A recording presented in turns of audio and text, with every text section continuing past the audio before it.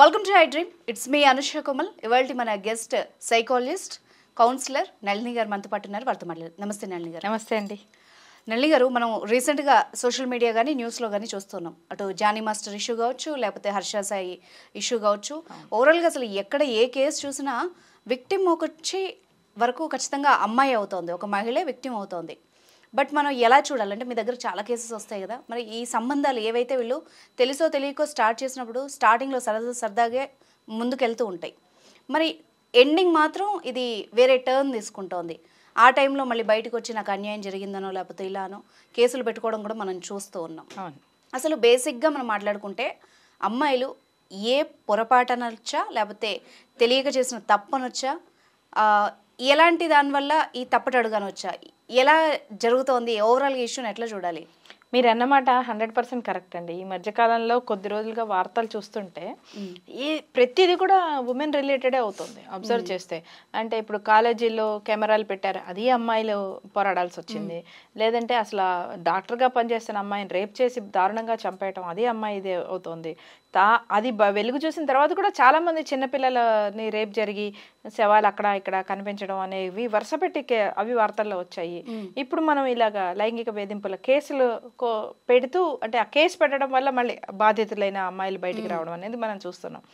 ఏతవాత చూస్తే మొత్తం అమ్మాయిల సమస్యలే నడుస్తున్నాయా అని అనిపించే విధంగా, అంటే వార్తల్లో ఇక అమ్మాయిల సమస్యలు తప్ప వేరే లేవా అని అనిపించే విధంగా ఇప్పుడు కనిపిస్తున్నాయి. కానీ ఇందులో మనం ఒక అదర్ డైరెక్షన్ చూడదలుచుకుంటే, అసలు మనం ఒక నిమిషం ఒళ్ళు గగ్గురు పుడిచే విధంగా అమ్మాయిలు ఎన్ని రకాల సమస్యలు ఎదుర్కొంటున్నారు అన్న విషయం ఫస్ట్ అందరికీ ఇక్కడ వెలగాలి, ఆలోచించాలి అందరూ. అబ్బా ఏంటి రోజుకో లైంగిక వేధింపుల కేసా, రోజుకో ఇదా అని విసుగ్గో చిరాకో వచ్చే లోపల అర్థం చేసుకోవాల్సింది ఏంటంటే, ఇన్ని రకాల సమస్యలతో అమ్మాయిలు ఉన్నారా అనేది మనకు అర్థం కావాలి. ఇక్కడ విక్టిమ్ బ్లేమింగ్ చాలా ఈజీ. ఏవి ఇప్పుడు మీరన్న హర్ష సాయి కేసు కానివ్వండి, జానీ మాస్టర్ కేసు కానివ్వండి, మరో ఇంకోటి ఏదైనా వివాహిత మహిళ మరొక దాంట్లో బెంగళూరులో హత్య కాబడిన కేసులు కానీ, ఇందులో ఏంటంటే ఈజీగా ఆడవాళ్ళ మీద వేసేస్తారు, అట్లా ఎట్లా నమ్మేస్తారు, అట్లా ఎట్లా రిలేషన్షిప్స్ లోకి వెళ్ళిపోతారు. కానీ మరి మనం ప్రతిరోజు చూస్తున్నాం కదా, పెళ్ళైన అమ్మాయిని గోదావరి జిల్లాలో మొన్న ఈ మధ్య చూసాం, సంవత్సరం లోపల చంపేశారు. ఇంకో చోట మనం చూసాం, ఇద్దరు పిల్లల్ని చంపేసి మన హైదరాబాద్ లోనే పిల్లల ముందే తల్లిని చంపేసి బైక్ వేసుకొని మరి బయటికి వెళ్ళిపోయిన కేసు చూసాం మనం.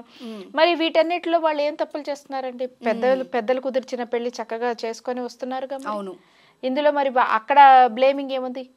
అక్కడ విక్టిమ్ బ్లేమింగ్ చేయాల్సిన పని ఏముంది? అంటే ఏదో ఆడవాళ్ళు తప్పులు చేస్తున్నారు, రిలేషన్షిప్ విషయంలో ఏవో తప్పుడు అడుగులు వేస్తున్నారు కాబట్టే ఇలాంటి సమస్యలకి ఎదుర్కొంటున్నారు అని అనడానికి లేదు అని చెప్పడం నా ఉద్దేశం. అంటే ప్రేమలోనూ జరుగుతున్నాయి, స్నేహాల్లోనూ జరుగుతున్నాయి, నమ్మించి మోసం చేసే జరుగుతున్నాయి. ఏమీ లేదు, మామూలుగా బస్ ఎక్కడానికి లేడీ వస్తే కూడా నలుగురు గుమిగూడేసేసి అత్యాచారాలు చేస్తుంటే త్రుటిలో తప్పించుకున్న కేసు అన్ని మధ్య మనం చూసాము. ఆమె గట్టిగా అరవడం వల్ల దగ్గరలో ఉన్న పొలాల వాళ్ళు వచ్చి రావడం వల్ల ఆవిడ త్రుటిలో ఆవిడకి పెద్ద అపాయం పోయింది. అలాంటివి ఎన్ని చూస్తున్నాం. సో ఇందులో మనకు అర్థం కావాల్సింది ఏంటంటే, ఎస్ జాగ్రత్త ఉండాలి. మీరన్న ప్రశ్నలో సమాధానంగా ఎస్, రిలేషన్షిప్స్లో వెళ్తున్నప్పుడు అది స్నేహం కానివ్వండి, ప్రేమ కానివ్వండి, లివింగ్ రిలేషన్షిప్ కానివ్వండి, ఏదైనా సరే, చివరికి పెళ్ళైనా సరే పెళ్లిలో కూడా సేఫ్టీ చూసుకోవాల్సిన పరిస్థితి వచ్చింది అనేది ఇవాళ మనం చూడాల్సిన, కనువిప్పు కలిగించాల్సిన విషయం. భద్రత, ఒక స్త్రీ తన పట్ల తను భద్రతగా ఉన్నదా లేదా, తన మీద ఏదైనా సరే అత్యాచారం కానీ, వేధింపులు కానీ, దాడులు కానీ, హత్యా ప్రయత్నం కానీ జరుగుతోందా అన్న విషయాలని ఎప్పటికప్పుడు గమనించుకుంటూ ఉండాల్సి వస్తోంది. అది కుటుంబంలో కానివ్వండి, బయట కానివ్వండి, బిజినెస్ కానివ్వండి, చదువుకోవటానికి, ఎక్కడైనా ప్రతి నిమిషం ఆ విషయంలో విపరీతమైన జాగ్రత్త. ఈ విషయంగా విపరీతమైన ప్రెషర్కి, విపరీతమైన డేంజర్కి మహిళలందరూ గురికా అవుతున్నారన్న విషయం ముందు సమాజం కళ్ళు తెరుచుకొని చూడాలి ఫస్ట్ ఈ విషయాన్ని. ఇది మరి ఇందుకు రెండు రకాలు ఉంటాయి. ఒకటి మన కంట్రోల్లో ఉన్నదేంటి, మన కంట్రోల్లో లేనిదేంటి. ఇప్పుడు మీరన్న ప్రశ్నకి సమాధానంగా, ఒక హర్ష సాయి అనే వ్యక్తితో ప్రేమలో పట్టమో, లేకపోతే రిలేషన్షిప్ లో ఉండటమో, మరి పెళ్లి చేసుకుంటాడంటే నమ్మడమో, లేదా జానీ మాస్టర్ దగ్గర మన ఇలాగ అసిస్టెంట్ గా చేరి తర్వాత అది పెళ్లిగా మారుతుందన్న ఒక ఆశ కలిగడమో మరొకటో, లేదా ఆయనే ఈమెను వేధింపు చేస్తే వర్క్ కోసం తప్పక అక్కడ ఉండిపోవాల్సిన లాంటి పరిస్థితులు, ఇలాంటి విషయాలలో వాళ్ళు కాస్త తెలివిగా ఆలోచించి మాక్సిమం రిస్క్ ఏం అవ్వచ్చు, మాక్సిమం డేంజర్ ఏం కావచ్చు, ఏది రావడానికి ఏది వదులుకుంటున్నాను నేను, ఓకే, ప్రేమ కోసం డబ్బు వదులుకుంటున్నానా, కెరీర్ కోసం గౌరవాన్ని ఆత్మగౌరవాన్ని వదులుకుంటున్నానా, దేనికోసం ఏది వదులుకోవాల్సి వస్తుంది అనే ఒక విఘ్నతతో వాళ్ళు ఆలోచించి ముందుగానే 10 అడుగుల ముందే ఒక ఆలోచనతో ఎరుకుతో ఉండాలనే సలహా కనీసం అలాంటి వాళ్ళకి ఇవ్వగలుగుతాం అనుకుందాం. ఇలాంటివన్నీ మన కంట్రోల్లో ఉన్నాయి అనుకుందాం. మన కంట్రోల్లో లేనివేంటి అంటే అవి చట్టాలు శిక్షలు గట్టిగా పడాలి. ఇప్పుడు మనం ఇన్ని రకాలు అన్ని ఒకటేసారి వచ్చినప్పుడు మనకు అర్థం కావాల్సింది ఏంటంటే ఎన్ని రకాల సమస్యలు ఉన్నాయి. ఇప్పుడు స్త్రీలకు ఉన్న సమస్యల్ని మొత్తం ఎన్ని రకాలుగా కేటగరైజ్ చేయొచ్చు, వీటిలో ఏ సెక్షన్స్ కింద ఎవరెవరికి ప్రొటెక్షన్ ఉంటుంది, ఎలాంటి లాస్ ఉన్నాయి, ఎలాంటి సెక్యూరిటీ సిస్టమ్ ఉంది. ఏదైనా జరిగిపోయిన తర్వాత కేసు వేయటం ఈజ్ ఎ సెకండరీ థింగ్ అండి. మనకి డేటా ప్రకారంగా కూడా only 20 to 21% cases get reported. అంటే ఒక 100 కేసులు ఆడవాళ్ళ మీద దాడులు కానీ వేధింపులు కానీ డొమెస్టిక్ వైలెన్స్ కానీ జరిగితే ఒక 20 నుంచి 22 మంది ఆడవాళ్ళు మాత్రమే బయటకు వచ్చి కేసు పెడతారు. అవును, 80 చిల్లర మంది మౌనంగానే దాన్ని భరిస్తూనే ఉంటారు. ఎంతమంది రేపు జరిగిన అమ్మాయిలు రేపు జరిగితే ఆ ఇంట్లో వాళ్ళు మా అమ్మాయికి రేపు జరిగిందని వచ్చి కేసు పెట్టే వాళ్ళు ఎంతమంది ఉన్నారంటే పెట్టరండి. చూసే వాళ్ళకి కామన్ సెన్స్ కూడా తెలుసు, చాలా మందిని అబ్జర్వ్ చేస్తారు. జరిగింది ఏదో జరిగింది గుట్టుగా కామ్గా తెలియకుండా చేసేద్దాం, లేదు ఎవరు రేపు చేశారో వాళ్ళకే ఇచ్చి పెళ్లి చేసే ఒక సంస్కృతి ఉంది చాలా చోట్ల. అది ఇంకా దారుణం, అది ఇంకా దారుణం. ఇప్పుడు అతనేంటి రేప్ చేస్తే కూడా ఈ మనిషి వచ్చి మళ్ళీ నా దగ్గరే ఉంటున్నప్పుడు ఇక ఆమెకు డొమెస్టిక్ వైలెన్స్ కానీ ఇవన్నీ కానీ చాలా కామన్ విషయాలు అయిపోతాయి, అంటే కంపల్సరీ విషయాలు అయిపోతాయి. ఆమె అవాయిడ్ కూడా చేయదు. ఇక అలాంటప్పుడు కేసులు కూడా పెట్టదామా. ఇలాంటి ఎన్ని వందల కేసులు చూస్తున్నాం మనం. సో ఇలాంటివన్నీ కూడా మన కంట్రోల్, అంటే నేను జాగ్రత్త పడితేనో నా పక్కన ఉన్న స్త్రీ జాగ్రత్త పడితేనో వాళ్ళు మాత్రమే జరిగేది కాదు. వీటికి చట్టబద్ధతమైన శిక్షలు ఉండాలి, భద్రత ఉండాలి, భద్రతకు కావాల్సిన డిఫరెంట్ ఆర్గనైజేషన్స్ ఉండాలి. ఇప్పుడు మనం పేరుకు చెప్పుకుంటున్నాం, కొన్ని ప్రభుత్వేతర సంస్థల గురించి చెప్తున్నాం, కానీ వాళ్ళకు కూడా ప్రస్తుతానికి ఫండ్స్ సరిపోయి అందరినీ అకామిడేట్ చేసే అంత సిస్టమ్ లేదండి, ఇప్పుడు ఇంకా లేదు.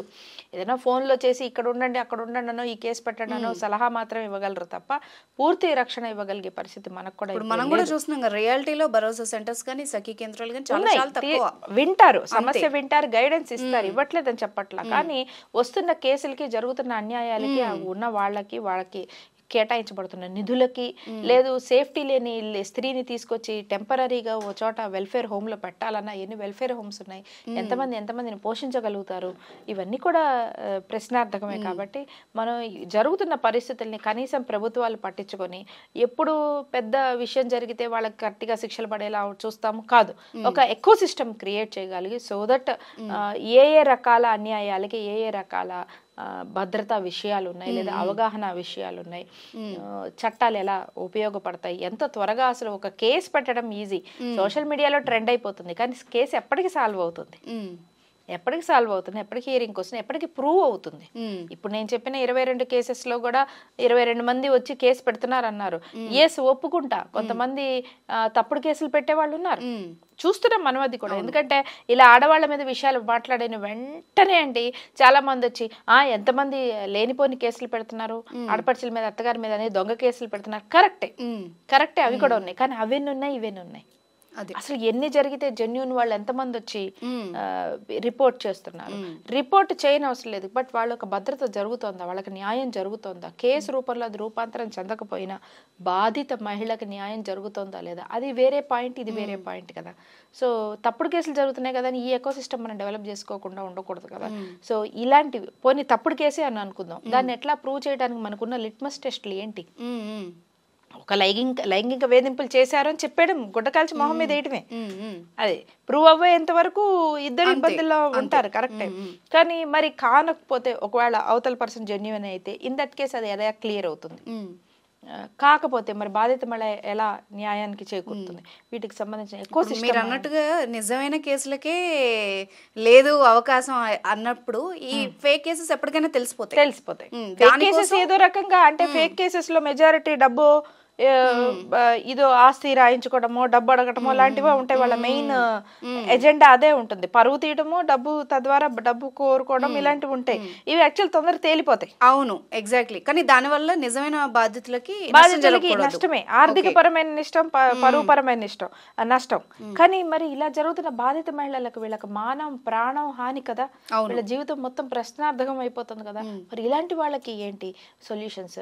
ఇప్పుడు మనం సమాజంగా మనం మేల్కోవాలి, ప్రభుత్వాలు మేల్కోవాలి. ప్రభుత్వాలు ఒక full fledged 360 degrees eco system create చేయాలి తప్ప ఒక్కొక్క కేసు మనం స్పందించుకుంటూ పోతుంటే ప్రతి 11 నిమిషాలకి ప్రతి 20 నిమిషాలకి ఒక రేపు ఒక మర్డర్ జరుగుతున్న సమాజంలో మనం ఎన్ని కేసులు డిస్కస్ చేసుకున్నా ఎంత మనకి దీని నుంచి ఫలితం వస్తుంది?